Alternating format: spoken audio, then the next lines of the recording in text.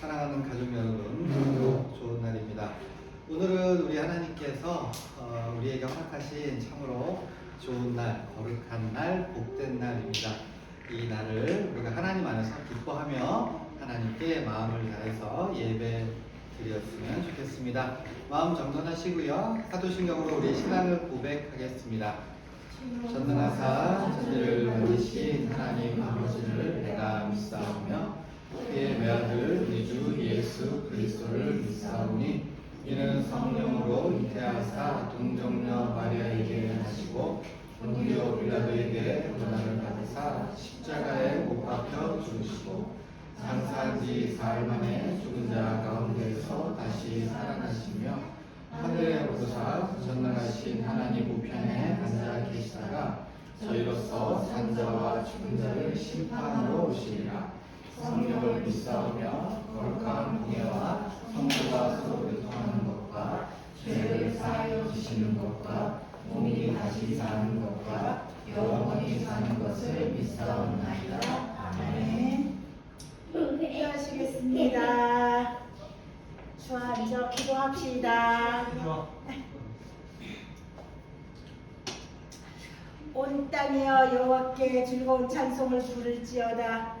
기쁨으로 여호와를 섬기며 노래하면서 그의 앞에 나갈지어다. 아멘. 지금도 살아계셔서 우리 가운데 역사하시는 하나님 아버지, 오늘도 귀한 날을 허락하시어 찬양과 기도로 예배드릴 수 있음에 감사드립니다. 매일매일의 삶이 주님의 은혜이며 주님의 인도하심을 고백합니다. 우리를 위하여 십자가에 달리신 예수 그리스도의 사랑을 기억하고 살아가면서 부족하고 연약한 저희들을 긍휼히 여겨주시고 알고 지은 죄, 부지 중에 지은 죄 회개하면 정결케 씻어 주옵소서. 나라와 민족을 위하여 기도합니다. 하나님 이 나라 민족을 주님께서 붙잡아 주시고 하나님께 영광 돌리는 나라가 되게 하여 인도하여 주옵소서. 동행교회가 하나님의 기쁨이 되기를 원합니다. 오직 예수 그리스도의 복음을 전하며 이웃을 사랑하고 섬기는 교회로 성장시켜 주옵소서. 우리의 자녀들이 믿음으로 자라나게 하시고 매일매일 새로운 영적 양식을 채워주시는 주님을 만나게 하옵소서. 말씀 전하시는 전도사님 성령께서 함께하여 주시고 모두가 은혜 받는 귀한 시간 되게 축복하여 주옵소서. 찬양받기 합당하신 예수 그리스도의 이름으로 감사하며 기도드립니다. 아멘.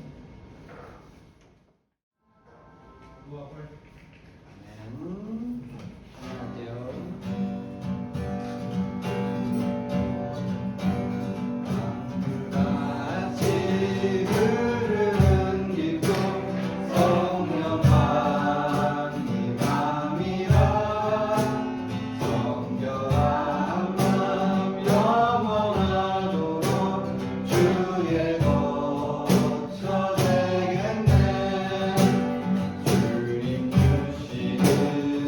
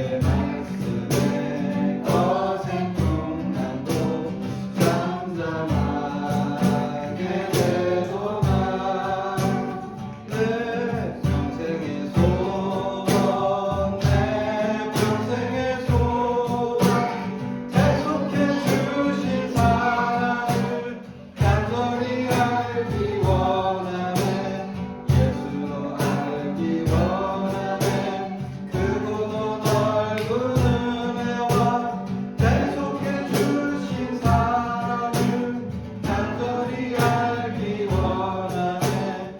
내 평생의 소원, 내 평생의 소원, 약속해 주신 사랑을 간절히 알기 원하네. 예수가 계신 보좌는 영광에 둘려 있도다. 평화의 왕이 오시니 그 나라 왕성하도다. 내 평생의 소원, 내 평생의 소원, 약속해 주신 사랑을 간절히 알기 원하네. 내 영혼이 종이워 주 안에 겉보고니 슬픔만을 이 세상도 천국으로 와하도다. 할렐루야 찬양하세. 내 모든 죄 사함받고 주 예수와 동행하니 그 어디나 하늘 나라.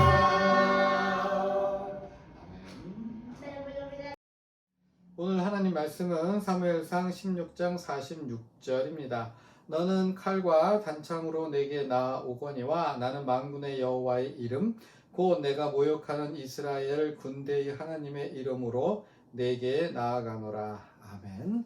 사무엘이 7 형들을 다 제치고 막내 8번째 아들인 다윗에게 기름을 부어 왕으로 세웠습니다. 하나님께서는 다윗을 이스라엘의 왕으로 통치자로 세워주셨던 거죠. 자, 그럼 이렇게 기름 부음을 받은 날 어떠한 일이 일어났습니까? 온 동네 사람들, 아버지, 형들이 다윗 왕 만세하면서 명령만 내리세요. 우리 다윗 왕이시여. 이렇게 되어지지 아니하였습니다. 그 다음 날 다윗은 이전과 똑같이 양치고 소치고 아버지 심부름하고 형에게 구박을 받아야만 했던 겁니다. 하나님께서 다윗에게 기름을 부어 왕으로 세우셨다라고 하는 것은 아무것도 안 해도 그냥 왕으로 떠받들림을 받는다, 왕이 되었다라고 하는 것이 아니라 다윗은 하나님께서 기름을 부으신 바대로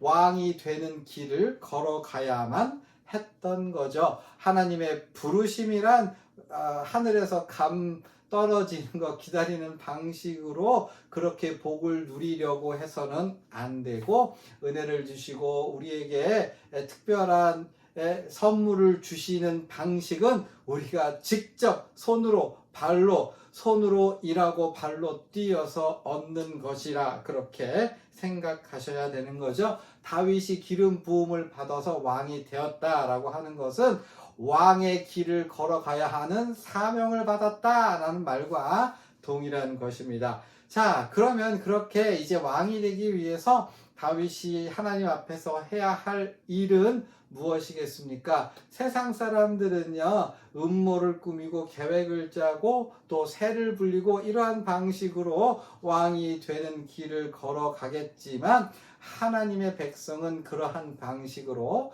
되어지는 것이 아닙니다. 자, 16장과 17장에 보면 왕이 되기 위해서 하나님께서 다윗으로 하여금 걸어가게 하신 길을 2가지로 설명하고 있는데, 첫 번째 뭡니까? 미친 왕을 섬기는 겁니다. 하나님께서 다윗으로 하여금 왕이 되게 하심으로, 즉 기름 부으실 때에 그로부터 왕이 되는 첫 걸음은 왕을, 즉 미친 왕을 섬기는 것이었습니다. 사무엘상 16장 즉 기름 부음을 받은 이후에 다윗에게는 어떠한 길이 열렸느냐?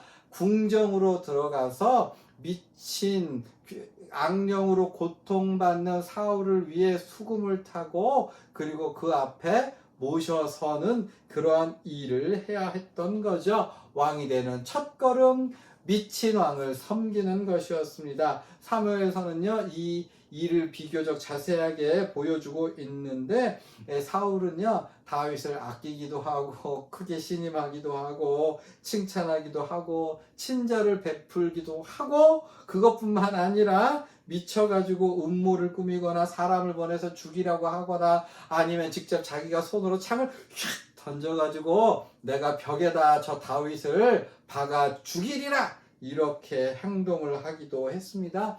말 그대로 미친 왕이었던 거죠. 이 미친 왕을 섬기는 다윗의 마음은요, 친구 요나단에게 했었던 고백에서 엿볼 수 있는데요. 뭐라 하냐면 요나단에게 나와 죽음의 사이는 한 걸음이다. 내가 한 걸음만 디디면 죽을 것 같아. 다윗이요, 아침에 출근을 할 때 야, 오늘은 사울이 나에게 창을 던지지는 않을까, 술 한잔 따라줄 때 거기다 독약을 섞지나 않을까, 이런 걱정과 근심, 내가 오늘 출근하면 사울의 손에 죽을 수도 있지라고 하는 공포에 시달리면서 미친 왕을 섬겨야 했던 겁니다. 물론 이렇게 궁정에 들어가서 미친 왕을 섬기는 이를 통해서 다윗이 얻은 것은 많이 있었을 겁니다. 뭐 재원은 어떻게 마련하고 어전회의는 어떻게 하고 왕이 해야 될 책무나 뭐 이런 복식이나 예절이나 예식이나 뭐 많은 것들을 배웠을 것이고, 그것이 실제로 다윗이 왕이 되었을 때 많은 도움과 참고가 되었을 겁니다. 그러나 사랑하는 여러분, 단순히 나중에 써먹으라고 그것 한 가지 이유를 위해서 미친 왕을 섬기게 하셨느냐? 아니지요. 하나님은 본래 우리로 하여금 낮은 곳에서 다른 사람을 섬기는 것을 통해서 우리를 높이시고 우리에게 은혜를 베푸시고 우리로 하여금 존귀하게 되는 자리에까지 이르게 하시는 겁니다. 이 일은 먼 곳에 있지 아니하고 우리의 일상에 있어요. 우리는요, 미친 남편을 섬기고 미친 아내를 섬기고 미친 교육자를 섬겨야 하고 미친 성도를 섬겨야 합니다. 우리 자신도 가끔 미칠 때가 있잖아요. 도저히 말이 안 되고 뭐 이번에 이럴 수는 없지라고 하는 상황이 사람으로 말미암아 얼마든지 그러한 일이 있을 수 있다라고 하는 것, 잘못된 것도 아니고 이상한 것도 아니고 특별히 여길 것도 아니니 하나님의 백성은 언제든지 섬기는 일을 통해서 하나님께서 열어놓으실 그 길을 걸어갈 수 있다는 것. 그래서 진짜 말도 안 되는 일, 말도 안 되는 사람이 여러분 앞에 나타난다고 한다면 이렇게 생각하세요. 오늘의 미친 왕은 당신이군요. 그래. 그리고 두 번째로 다윗이 왕이 되기 위해서 했었던 일은 사무엘상 17장에 나오는 바 그대로 싸우는 일입니다. 사무엘 16장에서는 다윗이 미친 왕을 섬겼다라고 설명한 이후에 17장에서 이제 다윗과 골리앗이 싸우는 이야기가 나옵니다. 다윗과 골리앗, 뭐 이렇게 생각을 하시면 흔히 이길 수 없는 대적을 하나님의 은혜로 이겼다, 뭐 이런 식으로 이해를 많이 하게 되는데, 그러나 사무엘상 17장 자세히 읽어보시면 다윗이 골리앗을 이긴 거는요, 예견된 싸움이었어요. 다윗이 원래 이길 수 있을 만한 충분한 능력을 가지고 있음이 드러납니다. 어디에서요? 다윗은 이미 곰과 사자를 맨손으로 때려잡아 양이나 자기가 키우는 가축을 구해낼 수 있는 아주 특별한 능력을 가지고 있는 사람입니다. 곰과 사자를 이길 수 있을진데 그 아무리 키 큰 용사를 못 이기겠느냐? 아니죠. 충분히 이길 수 있습니다. 그러니까 여기에서 중요한 포인트는 골리앗을 이제 실제적으로 싸워서 물맷돌로 이겼다라고 하는 것이 아니라 그것 말고 보다 중요한 싸움을 해서 승리했음을 우리는 알 수 있는데요. 뭐냐 하면 다윗은 실제로 싸움에 나가기 전에 자기의 자존감을 지켜내고 용기를 잃지 않으려는 투쟁을 했습니다. 세 가지 말을 듣게 되는데 사무엘상 17장에서 전투에 나가기 전에 다윗의 큰형 엘리압이 다윗에게 이렇게 말하죠. 네 교만과 내 마음의 완악함을 아노니 네가 전쟁을 구경하러 갔다고 혼냅니다. 사울왕은 뭐라 그래요? 야, 그래, 너 이길 수 있어. 용기를 북돋우는 것이 아니라 저 블레셋 사람과 싸울 수 없으리니 너는 소년이요 그는 어려서부터 용사임이라 하고 하면서 기를 팍 죽였고요. 뿐만 아니라 결정적으로 골리앗은 이렇게 얘기합니다. 내게로 오라. 내가 네 살을 공중의 새들과 들짐승에게 주리라. 그러니까 사무엘상 17장에서 세 번에 걸쳐서 다윗이 들었던 말을 생생하게 전달하고 있는 이유 뭡니까? 다윗이 한 진짜 어려웠던 전투는 골리앗과 막상 나가서 싸우는 싸움이 아니라 다윗의 전투는 사람들과의 관계 속에서 자존감을 지켜내고 용기를 잃지 않을 수 있는 바로 그 전투, 다시 말해서 사람들의 평가에 흔들리지 않고 하나님의 백성으로서 내가 하나님의 이름으로 싸운다라고 하면서 용기를 잃지 않는 그 전투가 중요했던 거죠. 형의 말을 듣고 주눅이 들었다면, 사울왕의 말을 듣고 생각을 바꿨다면, 골리앗의 협박을 듣고 겁을 먹었다면 결코 능력을, 승리를 얻어낼 수 없었을 겁니다. 세상은요, 여러분, 우리를 판단하고 협박하고 겁을 줍니다. 뭐라고요? 우리를 비난하고 평가하고 겁을 줍니다. 그 나이 먹도록 뭐 했냐 말이지. 이 성적표가 이게 뭐냐? 이런 네 성품이 그게 뭐니? 라고 하면서 너 가진 게 뭐니? 학벌이 뭐니? 뭐 했니? 이런 식으로 비난과 평가와 겁을 주는 것. 이 세상이 우리들에게 행하는 압박입니다. 자, 오늘 설교를 정리하는데요. 사랑하는 여러분, 하나님께서는요, 우리가 미친 사람과 부대끼며 살아갈지라도 실망하거나 노여워하거나 억울해하지 않기를 기뻐하십니다. 하나님은요, 우리가 세상의 비난과 협박과 겁박에 쫄지 않고 자존감을 지켜내는 것을 기뻐하십니다. 그것이 바로 그러한 모습이 오늘 우리가 읽은 다윗의 고백이 아니겠습니까? 하나님의 이름으로 내가 네게 나아가노니, 이 외침이 우리 모두에게 있기를 소원합니다. 자, 우리 예수님께서 가르쳐주신 기도로 예배를 마치겠습니다. 하늘에 계신 우리 아버지여, 이름이 거룩히 여김을 받으시오며 나라가 임하시오며 뜻이 하늘에서 이루어진 것 같이 땅에서도 이루어지이다.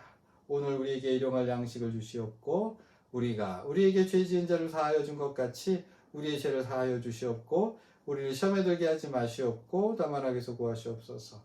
나라와 권세와 영광이 아버지께 영원히 있사옵나이다. 아멘.